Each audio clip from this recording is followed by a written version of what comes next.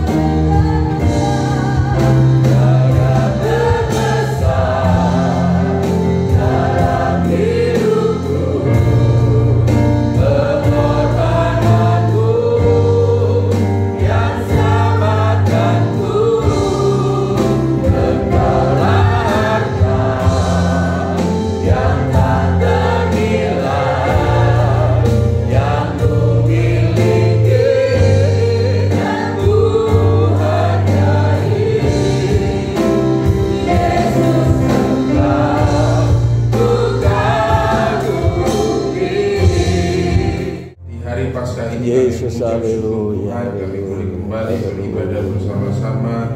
Kami boleh memuji Tuhan. Haleluya. Boleh bersuka cita karena Paskah berbicara kemenangan Kristus. Amin. Ya, yang dianugerahkan bagi hidup. Haleluya. Dan sebentar kami juga akan bersama-sama merenungkan sebagai dari firman Yesus. Melalui berita sukacita Paskah ini, kami juga berdoa memohon Allah Kudus menolong dan memberikan kami hikmat serta menuntun kami. Amin. Agar kami boleh mengerti dan memahami akan berita Paskah, berita sukacita yang boleh kembali meneguhkan dan membangkitkan kami. Terpujilah namamu, terpujilah di dalam nama kami Yesus Kristus kami berdoa. Amin. Amin. Jemaat Tuhan dipersilakan dapat duduk kembali. Selamat petang dan shalom. Shalom. Selamat Paskah buat Bapak Ibu Saudari sekalian. Yesus telah bangkit bagi kita semua. Tema Paskah kita pada minggu ini adalah kebangkitan Yesus. Diambil dari Lukas pasal yang ke-23 ayat yang ke-56b sampai Lukas 24 ayat yang ke-12.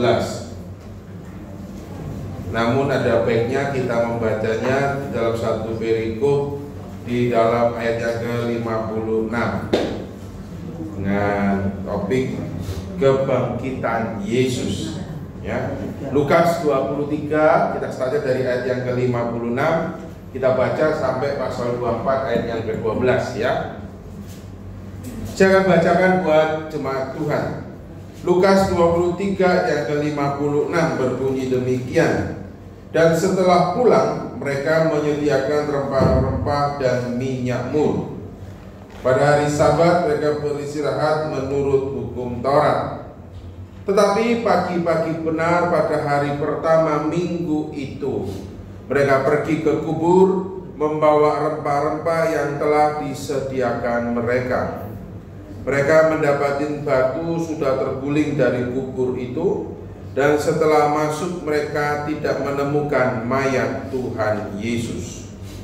Sementara mereka berdiri termanggu-manggu karena hal itu, tiba-tiba ada dua orang berdiri dekat mereka memakai pakaian yang berkilau-kilauan. Mereka sangat ketakutan dan menundukkan kepala. Tetapi kedua orang itu berkata kepada mereka, "Mengapa kamu mencari dia yang hidup di antara orang mati? Ia tidak ada di sini, ia telah bangkit. Ingatlah apa yang dikatakannya kepada kamu ketika ia masih di Galilea, yaitu bahwa anak manusia harus diserahkan ke tangan orang-orang berdosa dan disalibkan dan akan bangkit pada hari yang ketiga. Maka teringatlah mereka akan perkataan Yesus itu, dan setelah mereka kembali dari kubur, mereka menceritakan semuanya itu kepada ke-11 murid dan kepada semua saudara yang lain. Perempuan-perempuan itu ialah Maria dari Magdala dan Yohana dan Maria ibu Yakobus, dan perempuan-perempuan lain juga yang bersama-sama dengan mereka memberitahukannya kepada rasul-rasul.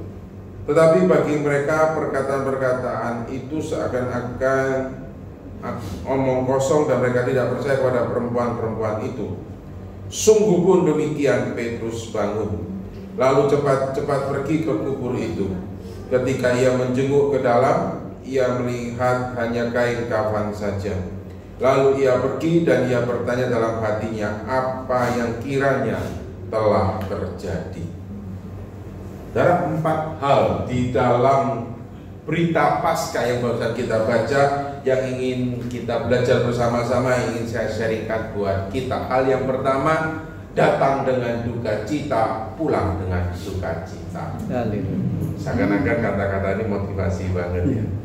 Nah, tapi seringkali kata-kata ini kita tidak pahami apa itu datang dengan duka cita, pulang dengan sukacita. Ya, perempuan-perempuan ini sesungguhnya dia datang dengan duka cita, tapi pulang dia dengan sukacita, meskipun belum 100% sukacitanya. Kenapa? Karena kalau kita lihat, mereka hanya baru berjumpa dengan malaikat. Ya, Yesus bangkit, tapi pada waktu itu dia belum berjumpa.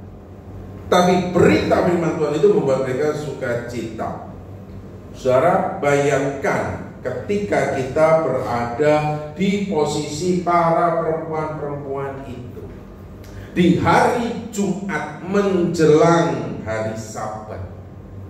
Konteks agama dan kebudayaan Yahudi sampai sekarang mereka tidak pernah menyebut yang namanya hari Sabtu. Ya, di kalender mereka itu tidak ada namanya Saturday. Jadi setelah Friday mereka selalu bilang Sabbath. Ya,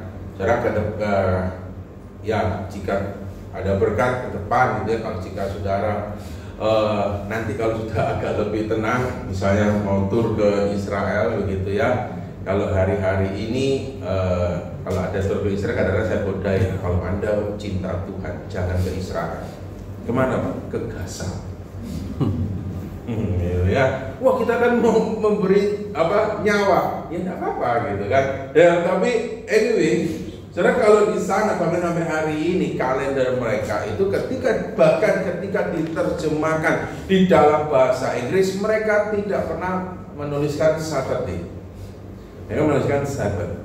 Dan yang menarik, kalau dikasih color, saya coba gambarkan dengan kita ya. Kita kalender kita setiap minggu yang warnanya merah hari apa? Minggu. Mereka enggak. Mereka kalau merahnya adalah Sabat itu. Nah, minggu itu menjadi hari pertama. Oke, kalau yang bagi Gen Z atau Gen milenial yang juga paham dengan teknologi, di beberapa komputer, di beberapa gadget, di beberapa handphone kita itu suka ada pilihannya. Kalau saudara jeli ya, saudara bisa milih yang namanya the first day of the week, itu Monday or Sunday. Pernah saudara perhatikan? Karena itu pengaruh besar dari juga budaya ya. Bagi beberapa orang, kenapa saya katakan beberapa? Mayoritas memang disebut dengan hari pertama dalam satu minggu itu adalah Monday. Tapi yang menarik, meskipun orang Yahudi tidak banyak seperti bangsa ras yang lain, tapi mereka punya pengaruh yang besar, termasuk juga dalam teknologi kita. Ya, saya tidak berani menceritakan panjang lebar karena ini direkam, gitu ya. Tapi kalau saudara juga jangan asalah tak ikut boikot. Ya, karena kalau mau ikut-ikutan katanya boikot gitu ya. Semua yang ada di sekitar kita, gitu ya. Bahkan gadget yang kita pakai, alat yang kita pakai ini, harusnya kalau saudara mau teriak boikot, ya boikot semua. Gitu ya. Karena ini semua sudah ada pengaruh dari mereka. Oke, tapi kita tidak bicara politik dong, ini hari Paskah gitu ya. Tapi kembali lagi saya ingin menjelaskan kenapa disebut dengan hari pertama minggu itu adalah hari Minggu, saudara. Itulah kenapa kita merayakan Paskah bukan hari Senin, tapi hari Minggu. Karena sebagaimana tertulis di dalam Alkitab. Jadi kalau di sana, saudara, di Israel, bahkan sampai hari ini Minggu itu masuk kerja. Kalau kita Minggu kemana? Jujur, ya, lek kamu. Minggu kemana? Ya Pak, ke gereja tapi sambil jalan-jalan. Gitu. Aku enggak rasani saudara itu hanya terjadi yang ada di luar sana, gitu ya toh. Di kita kan enggak kan? Cuma kadang-kadang di luar sana suka ke sini. Enggak lah, saya tidak ngerasani. Oke ya? Tapi di sana adalah Minggu itu adalah hari kerja pertama, hari aktif. Nah itulah yang memberikan gambaran, kalau saya perhatikan bahwa mayat itu harus segera diturunkan. Momennya, saudara. Ya, saya dan saudara terus terang kita tidak bisa tahu kapan kita harus mati. Kalau bisa 1000 tahun lagi, gitu kan? Tapi kita nggak tahu kapan kita mati. Termasuk juga misal, gitu, saudara. Semoga tidak pembicaraan ini tidak menginspirasi kalian dan kita. Bahkan sesungguhnya, ya sampai ekstrim. Kalau Tuhan belum tentukan yes kamu mati, kita itu sebetulnya tidak berkuasa. Meskipun enggak Pak, aku stres, frustasi gitu ya. Saudara, saya punya teman. Ya, saya punya teman. Dia itu putus cinta. Ya. Jadi untuk yang kaum muda yang belum menikah, gitu ya. Dia cintanya sampai istilahnya bucin. Kan? Ternyata di PHP sudah sakit kan? Ternyata yang cowok itu sudah punya istri, kurang ajar banget, ya kan? Saya cowok juga kurang ajar gitu kan? Ditinggal bletes begitu saja pakai dalihnya begini. Aku bertobat, Roh Kudus berbicara kepada saya, kurang ajar, dan Roh Kudus jadikan bemper. Tinggal begitu saja, nangis, cewek kan? Nangis, lalu di tengah-tengah kefrustasiannya, tahu saudara, dia minum Panadol, bukan untuk meredakan sakit kepala, tapi untuk mengakhiri hidup. Tak mosok iso Panadol mengakhiri hidup. Kalau saudara minumnya itu 50 butir. Dan Buddha. Ya, dia cuma minum satu. Ini bukan menginspirasi. Ya kan? Tapi tidak ceritain gitu ya. Karena dia punya background seorang perawat, dia tahu dia hidup di negeri yang kontrol obat cukup ketat. Maka dia tidak kayak di Indonesia gitu, saudara ya. Dia mau minum obat nyamuk merek tertentu, nggak enak rasakan, dia tahu backgroundnya perawat. Bagi dia berpikir minum yang tidak terlalu menyakitkan, karena kalau minum obat nyamuk itu ketekek, rasa tahu dia loncat loh katanya gitu ya. Gitu ya. Suatu saat kalau dia ada kesempatan mau saya ajak sini, mau saya suruh cerita, dia minum 50 butir. Caranya gimana? Gak kelelek kan? Ditumbuk. Oke? Minum. Tidak menginspirasi, jangan dicatat. Diminum, lepas, bas. Depan. Menurut analisa dokter, lewat ya. Pasti lewat. 50 Panadol ekstra, karena enggak lewat, ya kan? Gepar-gepar mulutnya berbusa. Ya, dia mengalami yang disebut dengan near death experience, NDE. Bahwa dia ketemu siapa, ketemu apa gitu kan, lepas dia aku tidak mati. Saudara tidak mati. Entah kenapa temannya menjumpai dia, kaget, terus dibawa. Jangan asal bilang, wah Tuhan itu baik ya. Dia harus mengalami konsekuensi 6 bulan. Efek dari mana dong itu dia berjuang.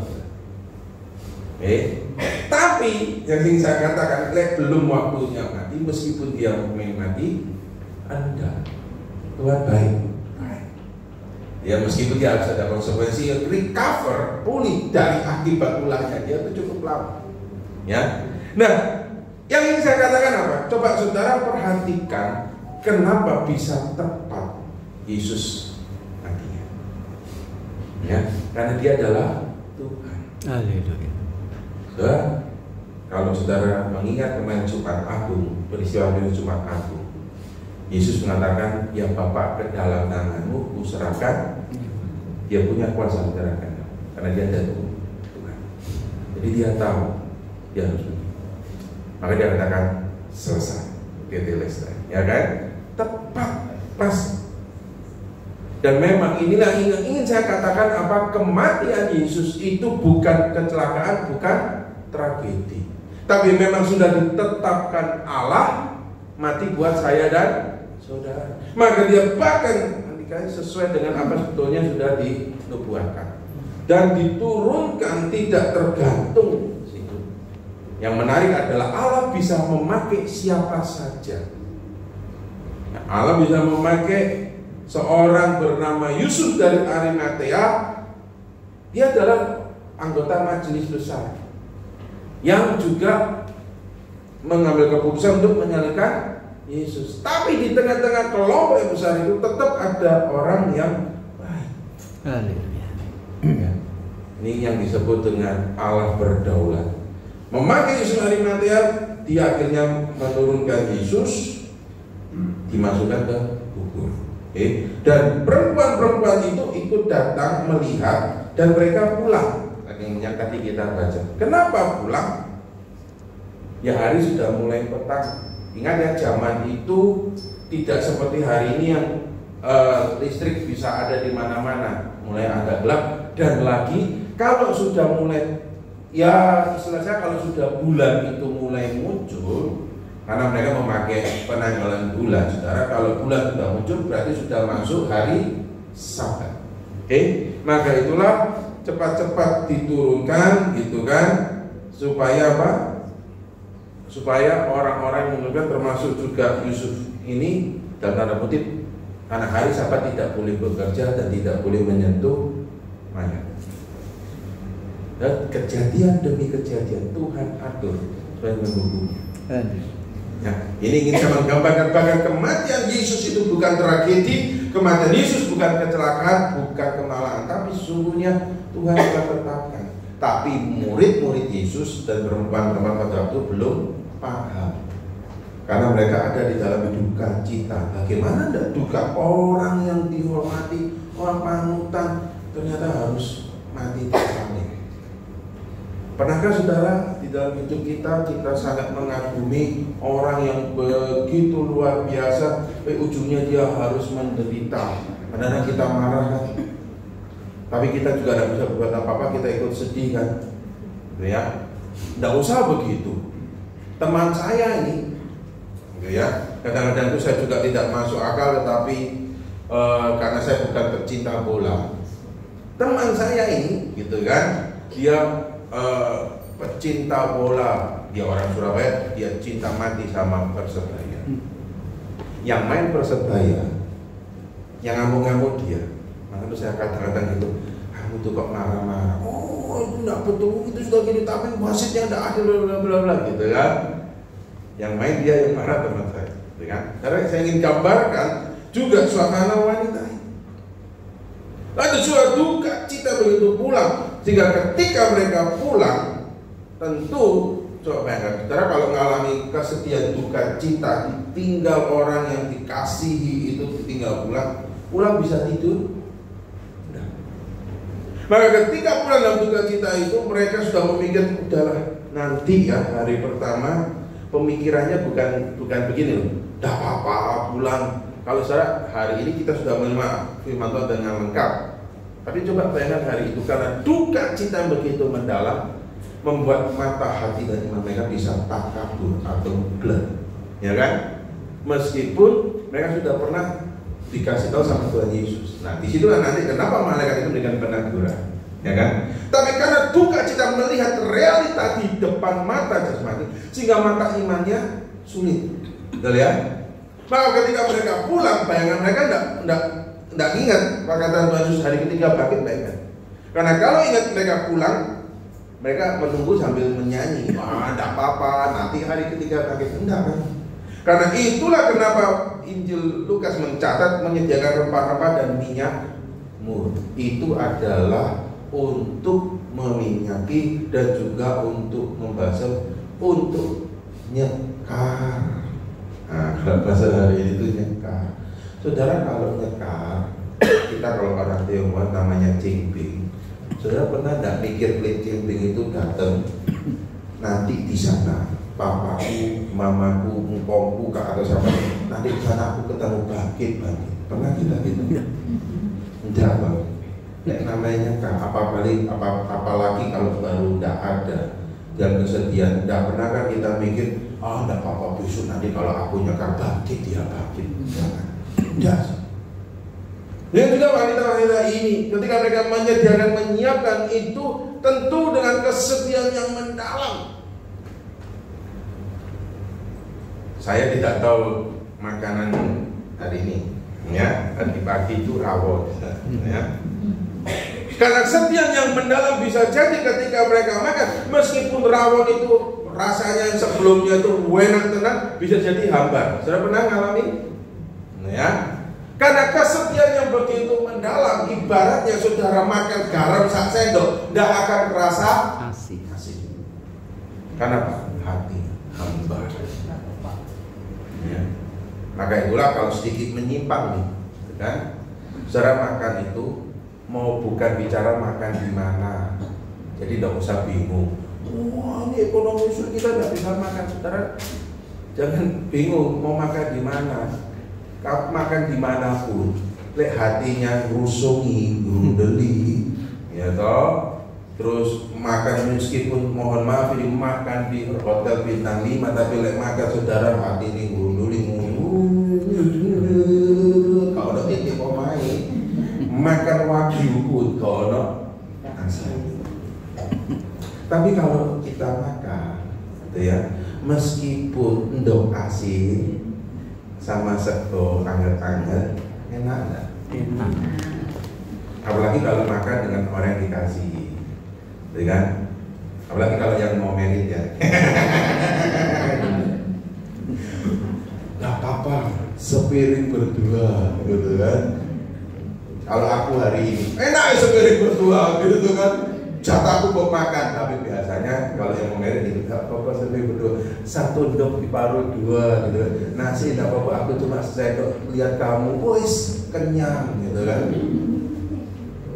Itu baik loh ya, yang mau itu baik, itu pelihara, jangan sampai nanti sudah 15 tahun menikah mau makan, aku lihat mukamu, muak itu muntah, waduh mati saudara, silakan. Oke, kembali lagi. Itu perasaan wanita, ya. Jadi ketika mereka menyediakan rempah-rempah dan minyak mur, dan bahkan kata pada hari Sabat mereka beristirahat, sesungguhnya beristirahat jangan bayangkan mereka bisa leha-leha santai, enggak. Ada suatu duka cita yang mendalam. Guru, orang dipercaya yang akan membawa pembebasan, itu yang tercatat bukan. Wah, kami kira mereka itu yang membawa pembebasan. Saudara, perhatikan 2 orang berjalan di Emmaus di ayat 13 itu. Mereka itu ngerundel, ngomong gitu kan. Wah, katanya bangkit, waduh. Tapi sebetulnya hatinya mereka ada sebuah duka cita, patah semangat, frustasi. Wanita ini juga. Bahkan ketika hari Sabat mereka beristirahat menurut Taurat secara fisik beristirahat, tapi hatinya, pikirannya, wah, ngerusungin nemen. Itu terekspresi dalam kata-kata bahkan mereka sudah menyediakan rempah-rempah dan minyak. Di hari Sabat pada waktu itu, kalau kita katakan Sabtu adalah Sabtu kelabu. Ya, kata-katanya gitu kan. Jumatnya Jumat Agung, Sabtunya Sabtu kelabu. Kenapa Sabtu kelabu? Karena mereka ada di dalam atmosfer duka cita. Yesus guru Tuhan kok mati, kan? Kesedihannya begitu mendalam. Oke. Maka di pagi-pagi benar di hari pertama itu mereka datang dan duka citanya. Kadang-kadang saudara, kesedihan, duka cita itu bisa juga dalam tanda kutip memberikan kekuatan buat kita. Ya kan? Saya tidak tahu kalau saya pernah mengalami kadang-kadang ya. Kadang ada orang yang berduka cita ketika ditinggal. Kadang-kadang karena kesedihannya dia bisa 3 hari tidak tidur. Ya. Tapi ya apa setelah hari kelima kadang-kadang depak. Karena waktu tubuh jasmani tidak bisa membohongi. Tapi kadang-kadang ada sebuah kekuatan 3 hari tidak tidur. Makan, yang tadi saya katakan, meskipun gambarannya saudara makan garam sak sendok tidak akan as. Jadi makan ya kadang-kadang tidak selera makan, ya kan? Duka cita.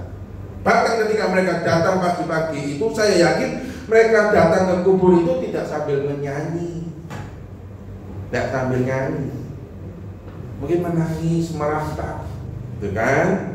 Sambil membawa rempah-rempah. Jadi mereka datang, mata hatinya itu dikelimuti dengan duka cita begitu dalam. Oke, begitu datang kaget.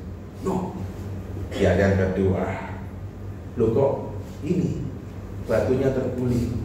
Jadi di Injil paralel bahkan Maria Magdalena itu nangis mengatakan ada yang curi mayat Tuhan Yesus. Bahkan ketika ditanya Tuhan Yesus kan, wah kalau kamu mengambil mayat Tuhan Yesus di mana? Gitu kan, biarkan aku mengambilnya dan meminyakinya. Ya kan? Itu suasana gambaran duka citanya. Bahkan ketika batu terguling mereka masuk dan mereka tidak menemukan mayat Tuhan Yesus. Gambaran retorika Injil Lukas itu begitu menarik. Bukan mereka masuk dan tidak menemukan Yesus, tapi ditulis mayat Tuhan Yesus, ingin menggambarkan paradigma pemikiran wanita itu ke kubur ketemunya mayat, bukan Yesus yang bangkit. Kenapa duka cita? Nah, Bapak Ibu saudara sekalian, gambaran ini juga memberikan gambaran kehidupan kita zaman ini. Hari-hari ini kita itu sedang hidup di ibaratnya Sabtu kelabu, dengan dinamika harga emas yang tidak karu-karuan, perang dagang yang sedang terjadi, yang membuat kita kadang-kadang membuat mata hati iman kita bisa seakan-akan mirip dengan wanita itu.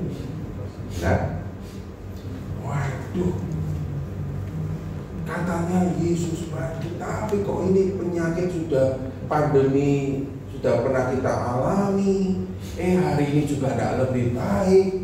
Itu kan ulah 2 negara yang begitu, itu sedikit banyak menyebabkan ekonomi kita keraguan. Hari ini semuanya naik. Saudara, hari-hari ini mungkin kita sedang hidup, kalau boleh saya ibaratkan, di Sabtu kelabu. Terus kapan Pak minggunya? Kapan? 24 jam Tuhan Yesus, tapi kita kapan? Ketika Yesus datang kali kedua. Maka di dalam Sabtu kelabu ini kita diingatkan melalui kisah Paskah ini bahwa ada saat ketika murid-murid Yesus, wanita ini, gambar wanita ini datang dengan duka cita, lalu mereka menemui suatu hal yang di luar pemikiran mereka. Meskipun mereka sudah dikasih tahu, tentu membuat terkejut. Pernah kita ngalamin keterkejutannya sesuatu yang baik sebetulnya. Kita pikir, waduh nanti gini ya, ternyata sampai di tempat, wow, beda, gitu ya. Terkejut bisa membawa kekecewaan yang mendalam, bisa membawa hal yang menyakitkan, tapi keterkejutan juga bisa membawa hal yang beda. Ya toh, misal saudara kita itu sedih, aduh jalan lama dan nyampe terus kita berserah begitu sampai kita kaget ternyata tempat yang kita tuju itu indah sekali, ya kan? Seakan-akan terbayar capek kita. Itu keterkejutan yang dua hal yang lain. Nah, wanita-wanita ini, perempuan ini juga sama. Nah, hal yang kedua, ketika duka cita itu datang, mereka menjumpai sebuah realita. Nah, maka poin yang kedua, seringkali di dalam duka cita itu kita tuh sibuk mencari sesuatu yang mati. Sebetulnya ada suatu hal yang hidup yang seringkali mungkin kita tidak pusingkan di dalam kehidupan saya dan saudara. Bukan berarti kalau kita tidak usah kerja, tidak usah cari duit, bukan. Tapi seringkali kita malah sibuk bingung cari yang mati daripada cari yang hidup. Apa itu cari yang mati? Kita bingung ribut. Oh, nanti kalau cuanya tidak gede, nanti kalau aku tidak bisa ini, aduh nanti kalau kita bingung dengan keadaan dunia ini, yang adalah dunia ini semuanya mati fana. Seringkali yang kita khawatirkan, yang kita ributkan, yang kita bingungkan itu sesungguhnya bicara tentang lifestyle atau gaya hidup. Tuhan sebenarnya sudah cukupkan kita untuk kita bisa hidup.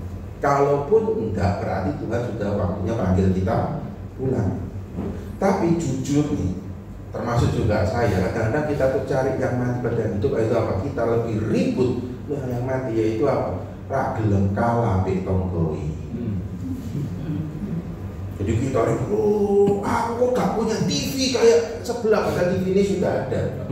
Oh, kerja kayak nyala ke bojo, nyala ke istri ini. Gara-gara apa? Sebelah baru datangkan TV 50 inci.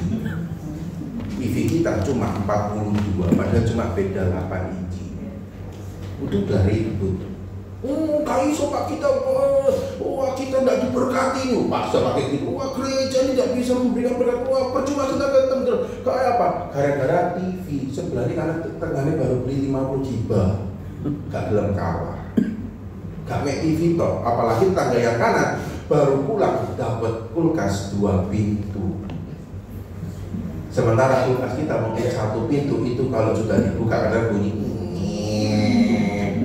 Tapi saya adem, tapi masih dingin. Tapi kadang-kadang gara-gara begitu, wah kita jengkel kan. Kulkas sudah adem, padahal cuma make 1 pintu gara-gara kita sebelahnya. Ya, belum lagi tetangga depannya, gitu kan? Baru pulang, baru beli PCX. Ya. Sementara kita cuma ngebit. Wah sudah cuek, motor sudah tendang. Kita udah diberkat. Saya kan sudah tarik begitu. Kalau kita mau evaluasi, kita bukan ribut tidak bisa makan, karena kita ribut tidak mau kalah. Kita sering kali meributkan hal yang mati, yaitu apa? Gaya hidup. Nah inilah sebuah gambaran. Kalau boleh izinkan saya menggambarkan juga suasana pada waktu itu. Para perempuan-perempuan itu bingung, loh kok tidak lumayan bingung. Padahal mereka sudah pernah diberitahu. Karena itulah malaikat itu menampakkan diri dan mengatakan, kenapa kamu mencari dia yang hidup di antara orang mati? Dan yang menarik adalah bukan berita yang baru. Oke. Perempuan ini bukan kaget karena dia tidak tahu, bukan berita yang baru. Dikatakan di ayat yang ke-6, ia tidak ada di sini, ia telah bangkit. Ingatlah apa yang dikatakannya kepada kamu ketika ia masih di Galilea, yaitu bahwa anak manusia harus diserahkan ke tangan orang-orang berdosa dan disalibkan dan akan bangkit pada hari yang ketiga. Jemaat Tuhan, tatkala ketika kita pusing, ketika kita ribut untuk hal yang mati, lebih musingin.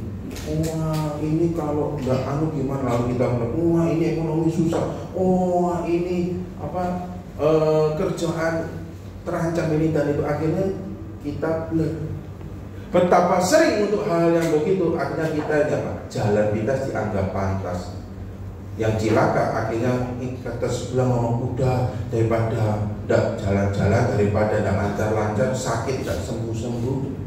Ini loh minum, masih mending sekarang kalau minum obatnya BPJS. Ini minum Mbah Mijan, ya, jamune Mbah Mijan. Wes banyak yang terbukti. Tidak cuma air putih, tapi ini air putih sudah dijum, gitu toh. Saudara mungkin ngomong apa namanya hilang, tapi saya tidak pernah lupa saudara, sebuah kisah yang terenyuh di hati. Bicara tentang kebu yang ada di kota Solo. Mas Kris kali juga pernah sharing, ya kan, kebu itu.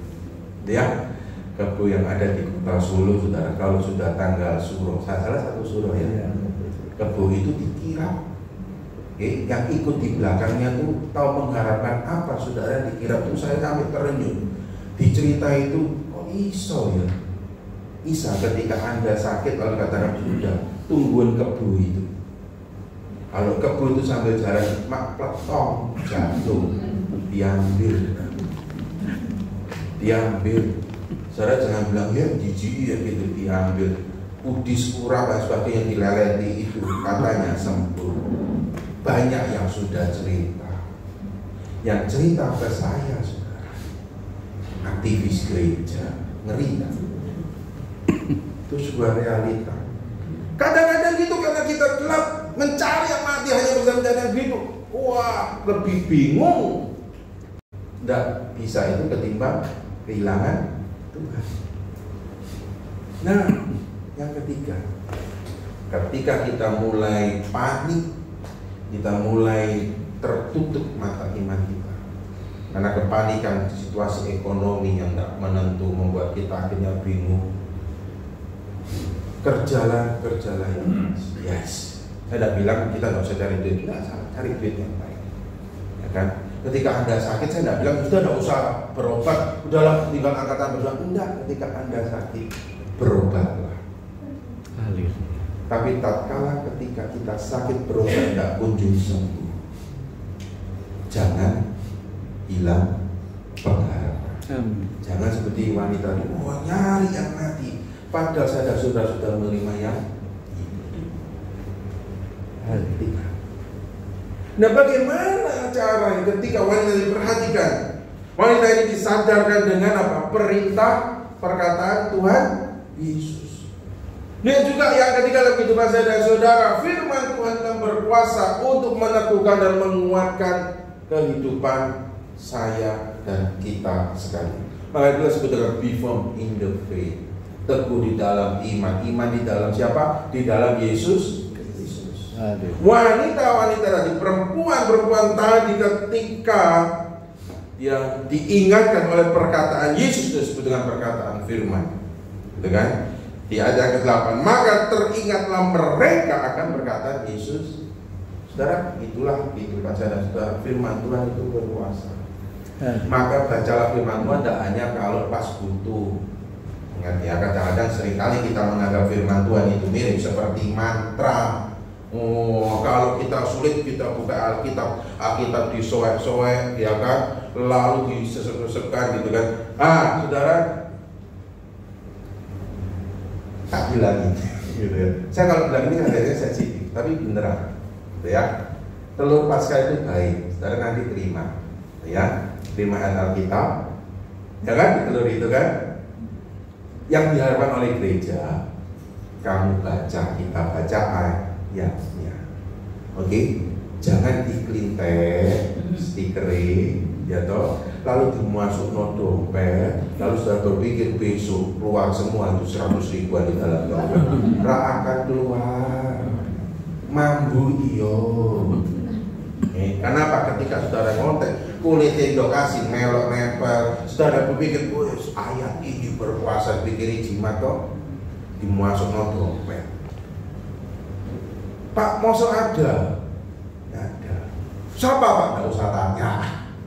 Tapi kadang-kadang kita gitu, dapat terima ayat sudah ditemplate notif mobil, pikirin dapat ayat Paskah. tabrak nodek mobil, besok mobilku udah kecolongan, besok tek mobilnya hilang cok nyala Tuhan.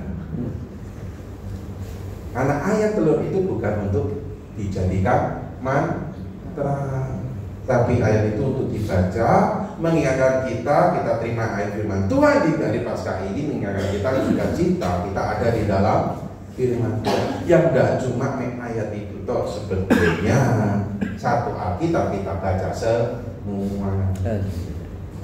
Murid-murid dan perempuan-perempuan itu diingatkan kembali ketika mereka ada di tengah-tengah ribut dengan sesuatu yang mati. Firman Tuhan itu menyatakan, dan juga saudara-saudara, ketika kita terlalu panik di dalam kehidupan ini, ribut penggerangan, akhirnya saudara dianggap musuh, akhirnya saling sikut, akhirnya ingat, kita mungkin perlu disadarkan dengan firman Tuhan. Kita terlalu sibuk bekerja, akhirnya langsung nilep sana, nilep sini, ngemplang sana, ngemplang sini, bingung. Ingat, kadang-kadang kita perlu disadarkan, bertobat. Firman Tuhan berkuasa, saudara. Ketika kita sakit, lalu kita mulai bingung, kita mulai panik, itu sakitku udah sembuh, lalu mulai tawaran dari Mbak Mijan, Mbak ini, dan sebagainya. Ingat, firman Tuhan mengatakan, sakit kita mungkin tidak sembuh, tapi sakit kita tidak akan pernah bisa memisahkan kita dari Kristus. Firman Tuhan itu menyatakan. Dengan juga perempuan-perempuan ini. Nah, responnya yang menarik adalah perempuan ini bangkit pulang. Mereka dengan semangat, dengan sukacita menceritakan kepada rasul-rasul. Firman Tuhan itu mengubah kehidupan wanita itu. Nah, yang keempat adalah respon firman. Respon firman adalah bukan lagi terletak kepada kekuatan manusia. Saudara, ayat ini yang menarik adalah rasul-rasul ini gak percaya. Kenapa? Karena pada waktu itu wanita itu dianggap second class. Oke? Perempuan ngomong, ya kan? Cuma gitu ya loh. Karena mereka menganggap. Tapi yang menarik kenapa? Kenapa malaikat itu mau memberitakan berita itu? Karena the powernya, kekuatannya tidak tergantung dari manusia. Paskah itu bukan bicara kekuatan manusia. Paskah itu bicara Yesus, kekuatan Allah. Dan Allah bisa memakai siapa saja, meskipun perempuan yang tidak dianggap pada waktu itu menyampaikan berita tentang kita. Tapi hari ini saudara-saudara menerima berita tentang kita itu kan dimulai juga dari perempuan-perempuan yang mungkin tidak dianggap pada waktu itu. Tapi berita itu bukan lalu menjadi hilang dan kabur kan? Kenapa? Karena kekuatan berita kebangkitan tidak terletak pada wanita, tapi terletak pada Allah di dalam Yesus. Nah, ketika para murid-murid itu tidak percaya pada perempuan itu, dianggap ngomong kosong karena wanita pada waktu itu memang dianggap second class. Tetapi sungguh pun demikian Petrus bangun. Ada sesuatu yang menarik di sini. Murid tidak percaya apa dia ngomong perempuan, tapi sungguh pun juga Petrus itu bangun. Percaya tidak percaya respon itu, dan Petrus itu melihat, gitu kan? Dan dia bertanya dalam hatinya apa yang kiranya telah terjadi. Dan yang menarik saudara, ikutin kisah ini sampai Tuhan Yesus itu datang ketika murid-murid itu sedang berada di satu ruangan. Respon iman itu sudah penting. Nah, apa itu datang dengan sukacita, pulang dengan sukacita? Bukan bicara datang dengan bawa pergumulan, pulang pergumulan itu selesai. Bukan datang dengan sukacita, pulang dengan sukacita. Jangan pernah beranggapan datang dengan utang, pulang utang beres. Utang dibayar. Kalian utangnya dengan apa? Duit. Bayarnya jangan pakai ayat Alkitab.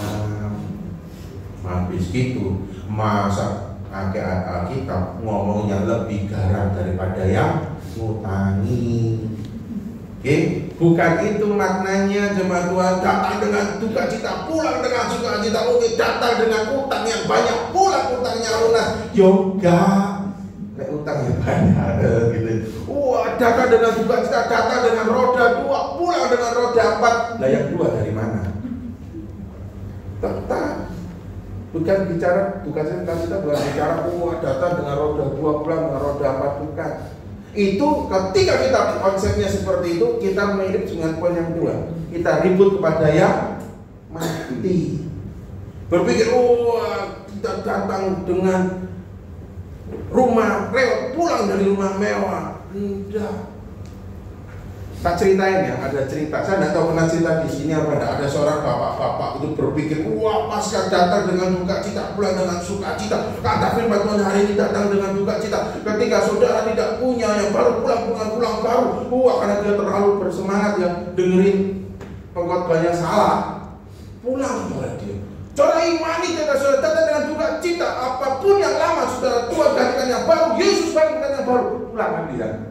Pulang, salah dengerin firman Tuhannya salah. Sambil mainin pun soalnya ini Bapak. Pulang. Dia entah dengannya gimana. Dengan iman. Datang dengan duka cita, dengan sukacita. Aku duka cita. Motor welek. Pulang, tendang motor. Terus besok ganti baru. Iman sukacita pasca. Pulang dia. Lihat rumahnya pintunya itu welek kayu.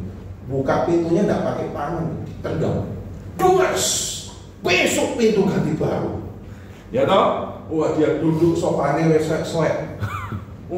Sofanya duduk ditendang dia. Des. Besok sofa ganti baru. Istrinya enggak ikut ke gereja. Pulang bingung ya, suaminya ini pulang suaminya kok agak senting. Semua ditandangi. Suaminya datang ngomel, "Pak, pulang ke gereja bukannya baik, semua ditendangi. Kamu ke gereja mana sih, Pak?" Sang suami sudah sambil duduk, lihat istrinya ngomel, dia siapkan kakinya. Dia berpikir apa? Ayo bapak-bapak, pikirannya apa? Pikirannya apa bapak-bapak? Yes! Besok bukan aku yang ngomong, bukan saya yang ngomong, gitu ya. Itu kalau salah, maka kita jangan gitu ya Bapak Ibu saudara sekalian, jangan pulang dari tengger ini. Firman Tuhan pasca hari ini datang dengan sukacita, pulang dengan sukacita, sudah tendangin semua. Bukan itu artinya, aku tidak khotbah seperti itu. Yang dimaksud datang dengan sukacita, pulang dengan sukacita karena kita mendapatkan Yesus yang meskipun ketika kita pulang bisa jadi sakit kita belum sembuh.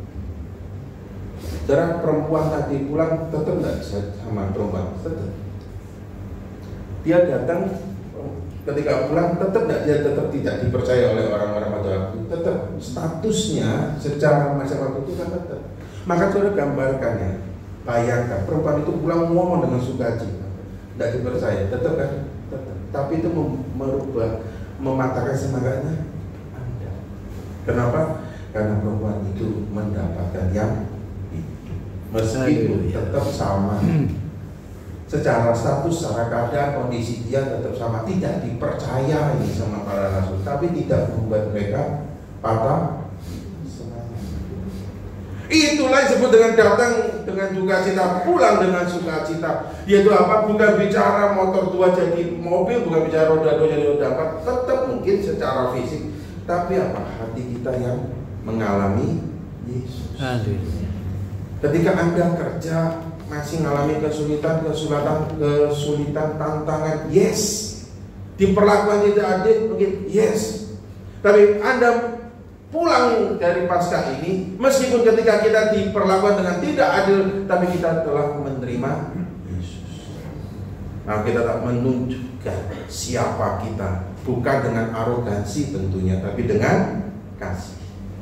Ketika kita datang dengan sakit penyakit, pulang mungkin sakit penyakit kita tetap ada dan bahkan bisa jadi lebih parah. Tapi dengan tetesan air mata ketika kita sakit itu sakit menggerogoti, tapi dengan tangis kita mengatakan bahwa meskipun badanku habis hancur, tapi hatiku tidak hancur. Meskipun manusia lahiriaku semakin merosot semakin hari, tetapi manusia rohaniku, manusia batiniaku diperbaharui. Itu saudara, itulah makna Paskah. Sebagaimana perempuan tadi datang, dia dengan duka cita berpikir dengan mayat, tapi dia pulang mendapati bahwa Yesus itu bangkit. Beliau juga dalam kehidupan saya dan saudara di hari Paskah ini, di hari yang bisa saya gambarkan di Sabtu yang kelabu. Ingat bedanya apa? Ketika wanita perempuan pada waktu itu di hari Sabtu dia membayarkan Yesus yang mati. Beda dengan kita. Meskipun kita hidup di Sabtu yang kelabu, tapi beda. Kenapa? Karena kita tahu bahwa Sabtu kelabu yang sedang kita hidup hari-hari ini itu ada Paskah yang abadi. Haleluya. Kita menantikan itu disebut dengan pengharapan. Dan meskipun hari-hari ini kita mirip di hari Sabtu yang kelabu, tapi kita tidak lagi hidup di hari Sabtu yang kelabu, tapi kita hidup di hari Paskah. Karena Yesus telah bangkit. Maka hidupilah kehidupan kita hari-hari ini di tengah-tengah dinamika yang ada dengan semangat Paskah ini. Di tengah-tengah dinamika kehidupan kita yang sedang kita jalani, kita tidak hilang arah, kita tidak frustasi, kita tidak hilang pengharapan. Di tengah-tengah sakit yang sedang kita berjuang menghadapi, jangan kita menggadaikan iman kita. Jangan kita meninggalkan Tuhan. Di tengah-tengah kesulitan ekonomi apapun, tetaplah terus berkarya di dalam kebenaran dan kasih. Mungkin kita tidak bisa punya TV segede sebelah, tapi TV itu tidak pernah sebanding dengan Yesus yang sudah mati dan bangkit bagi kita. Meskipun kita baru bisa punya motor roda 2, dan sampai hari ini kita berdoa belum dapat yang rodanya 4. Jangan patah semangat. Jangan menghalalkan segala cara. Bekerjalah terus, mengucap syukurlah. Kenapa? Karena kita telah mendapatkan yang hidup, yang mungkin hari ini tidak langsung relevan dengan kehidupan fisik kita. Enggak, karena itu bicara kekekalan. Semangatlah Bapak Ibu Saudara sekalian di dalam Paskah. Mungkin kita hari-hari ini mengalami duka cita, tapi pulanglah dengan sukacita. Karena duka cita yang sedang kita alami ini tidak untuk selamanya. Amin. Amin. Duka cita kita alami itu adalah sementara dan tidak pernah sebanding dengan kemuliaan yang Tuhan Yesus telah kerjakan. Dia telah bangkit bagi kita dan Dia memberikan pengharapan pasti. Selamat Paskah. Mari kita akan berdoa. Biarlah petang hari ini kami boleh kembali diingatkan dan diteguhkan akan berita firman Tuhan di hari Paskah ini, bahwa Yesus bangkit yang terutama bagi kami. Dan kebangkitan Yesus itu memberikan pengharapan kekuatan untuk kami dan terus boleh teguh berjalan di dalam kebenaran, di dalam firman-Nya. Kami tidak goyah, kami tetap terus teguh di dalam iman. Terpujilah nama-Mu Bapa. Dalam Kristus Yesus Tuhan kami berdoa. Amin. Tuhan Yesus hidup sehingga kita boleh berpengharapan. Amin. Haleluya. Saya sampaikan terima kasih kepada banyak Bapak Pendeta Menahem yang sudah menyampaikan firman Tuhan saat sore hari ini. Terima kasih juga untuk guru-guru sekolah minggu dan adik-adik sekolah minggu yang boleh mempersembahkan pujian bagi kemuliaan nama Tuhan. Iman